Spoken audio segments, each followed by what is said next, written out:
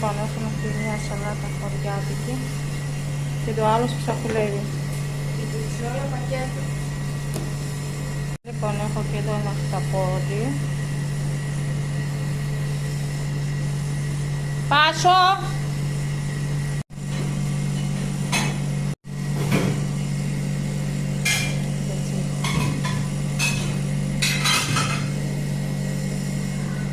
Λοιπόν, κάναμε εδώ ένα κέικ. Τραβάω γραμμές λίγο να κάνω αράχνο-είδη.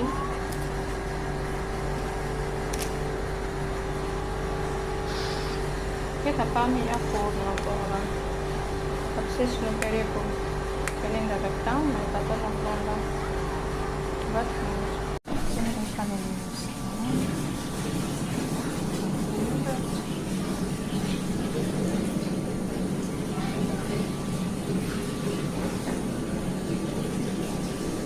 λοιπόν, το φύγουμε δίπλα.